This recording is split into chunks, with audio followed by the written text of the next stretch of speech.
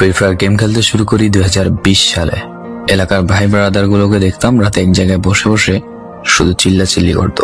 একদিক দিয়ে ভালো লাগতো, অন্যদিক দিয়ে মনে হতো এরা এমন চিল্লাচিল্লি কেন করে, চারজন করে। তারপর তাদের কথা মতো তাদের মতোই শুরু করি ফ্রি ফায়ার গেম।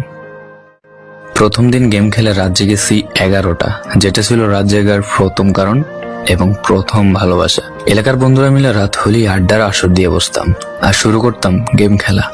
সবাই তখন গেম খেলা নতুন শুরু করি। এত পরিমাণ আনন্দ ছিল গেমটিতে যা বলে বোঝানো সম্ভব না। তখন ভালো কোনো ফোন ছিল না, ল্যাগ করতো, তবুও খেলতাম। আব্বু আম্মুর কি পরিমাণ বকাঝকা খেয়েছি সেটা বলা বাহুল্য।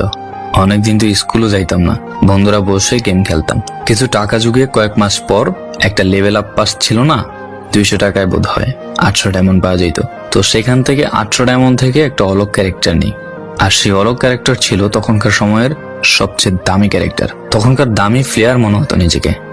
আবার গেমের ভিতর অনেকের সাথে বন্ধুত্ব পর্যন্ত হয়ে গিয়েছিল।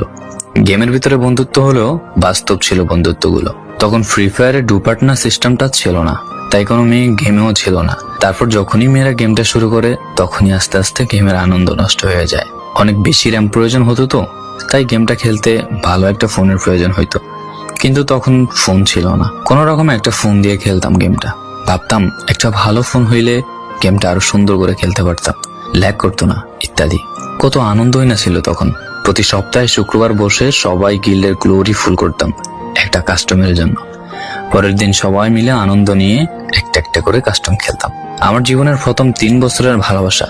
কোনো মেয়ের জন্য আমি গেমটাকে কখনো ইগনোর করি নাই। যখন মন খারাপ থাকতো গেমটা খেলতাম একা একা। একটা ভয় পাইলেই তৎক্ষণাৎ মন ভালো হয়ে যাইতো, মুখে সব সময় একটা মৃদু হাসি থাকতো।